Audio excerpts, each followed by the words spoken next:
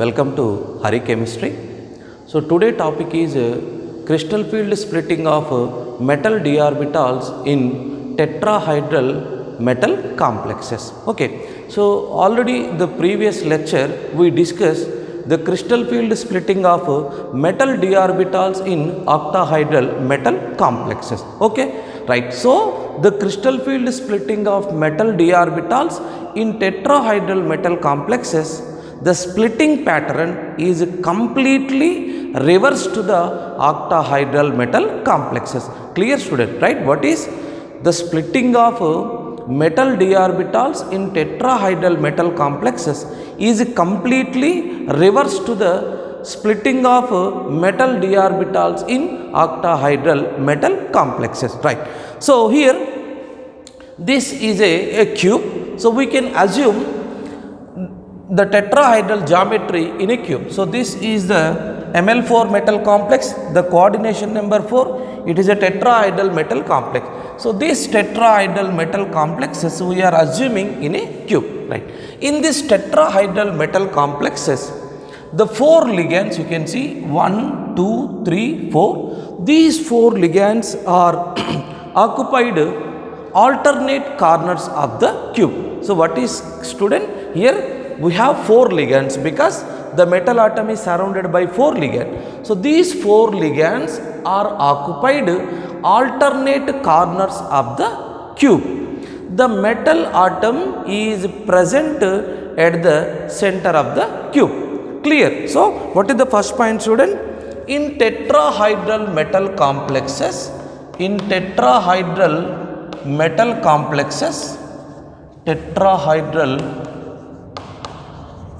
metal complexes, coordination number is 4.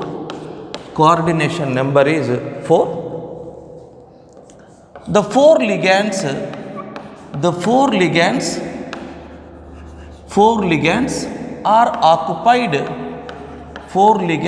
are occupied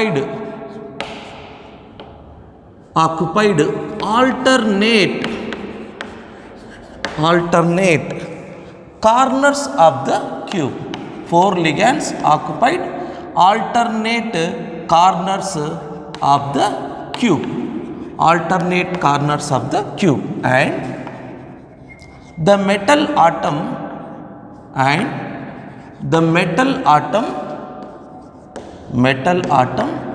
is present center of the cube. Clear student, right? In tetrahedral metal complexes with coordination number 4, the 4 ligands are occupied alternate corners of the cube and the metal atom is present center of the cube, right? So you can see student here, so these 4 ligands in tetrahedral metal complexes, these 4 ligands approach to the metal atom. Remember here, so these 4 ligands 1, 2, 3, 4. So these 4 ligands are approach to the metal atom in between the coordinate axis. So these 4 ligands approach to the metal atom in between the coordinate axis. So therefore the metal d orbitals are, already we know the 5 metal d orbitals are there. So the 5 metal d orbitals means nothing but student, that is dxy, dyz, dxz and dx square minus y square, then next dz square. So these are the 5 set of metal d orbital. So the energy of these 5 orbitals are equal. So this is happen in the absence of ligand field. So this is we can called as a degenerated state. Right? So we know very well. So the spherically symmetrical negatively charged ion surrounded by the metal atom. So the metal d orbitals are results increase in their energy than before. So means here the degeneracy is not lifted amma. So only the metal d orbitals are rise in their energy. So here I will write dxy dyz dxz dx square minus y square dz square. Clear? So this is a spherically symmetrical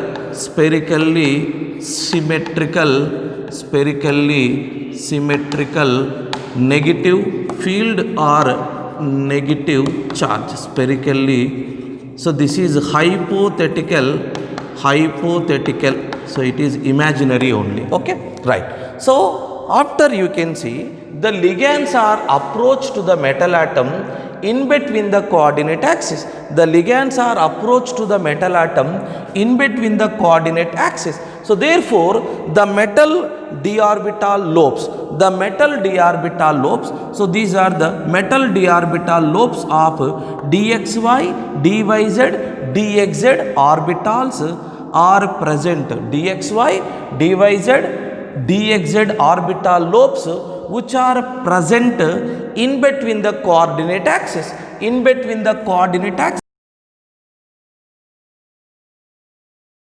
lobes in between the coordinate axis experience more repulsions with the incoming ligands. Clear, student? The four ligands approach to the metal atom. Four ligands are approach to the metal atom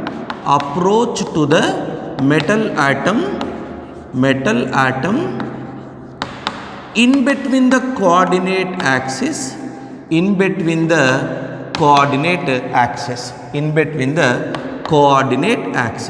So these metal d orbitals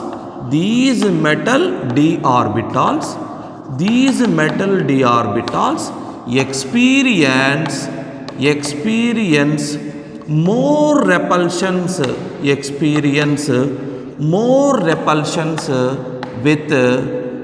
repulsions with incoming ligands.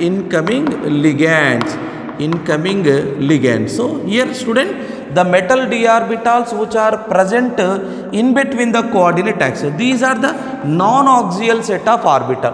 These metal d orbital lobes which are present in between the coordinate axis, so these metal d orbital lobes experience more repulsions with the incoming ligand. So therefore, these metal d orbitals gets 0.4 delta energy. So 0.4. So this is dxy, dyz, dxz. So here these orbital gets 0.4 delta greater energy. So plus 4 dq. Clear? Right. So incoming ligands experience more repulsions with the incoming ligands and gets and gain in energy plus 0.4 delta. Gain in energy 0.4 delta. Clear, student? Right. Next, the metal d orbital lobes which are present along the coordinate axis. The metal d orbital lobes which are present along the coordinate axis, that is dx square minus y square dz square. So these metal d orbital lobes experience less repulsions with the incoming ligand. So because there is no ligand approach to the metal atom along the coordinate axis. So therefore the metal d orbitals of dx square minus y square comma dz square lobes orbital dz square dx, the metal d orbitals of dx square minus y square dz square experience less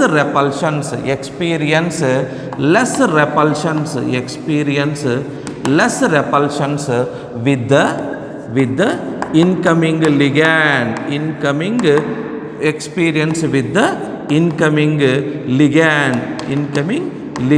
So therefore, incoming ligands and loss in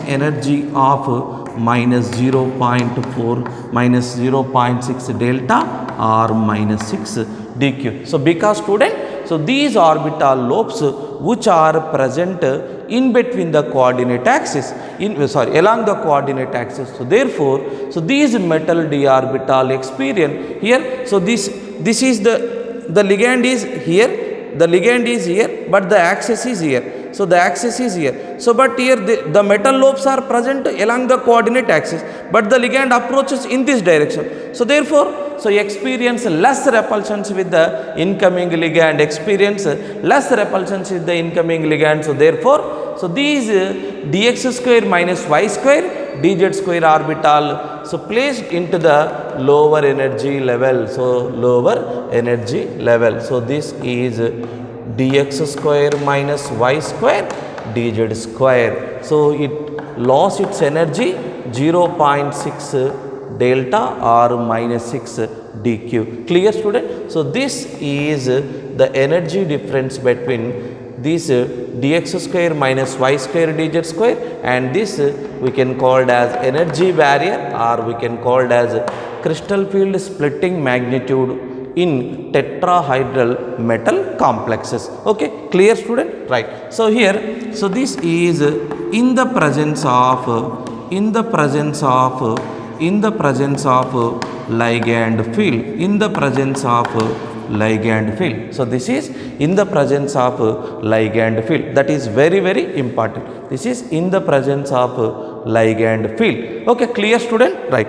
So here, the splitting magnitude of tetrahedral is equal to, so it is 4/9 times to the octahedral crystal field splitting. So that is equal to delta t is equal to 4/9 into delta naught, or we can write delta t is equal to, so 0.4 times than delta O. So therefore, the splitting magnitude, so that the energy difference between higher and lower, so gap is delta octahedral is greater than the splitting of tetrahedral geometry. Okay, so this is the crystal field splitting. And one more thing student here, so generally, so this T2G set of orbital in tetrahedral metal complexes we are representing as T2, and here the EG set of orbital is representing as E. So because what is the reason here? So in tetrahedral metal complexes, the metal atom has no center of symmetry. So that's why it lost its Zerid center. So that's why we are removing Zerid center. Is that clear student? Right? Why we are removing Zerid center? Because in tetrahedral metal complexes, the metal atom has no center of symmetry. So due to the reason, so the metal center is lost its Zerid center. So that's why we are removing Zerid center. That's why we are representing T2 and E only. Okay, right? So examples, I'll write the example student, that is FeCl4 to the power of -2, comma Zn NH3 taken 4 to the power of +2, NiCO4, so nickel tetracarbonyl and tetrachloro, so nickelate 2. So all these are comes under tetrahedral metal complexes. Okay, clear student? So this is the crystal field splitting of metal d orbitals in tetrahedral metal complex.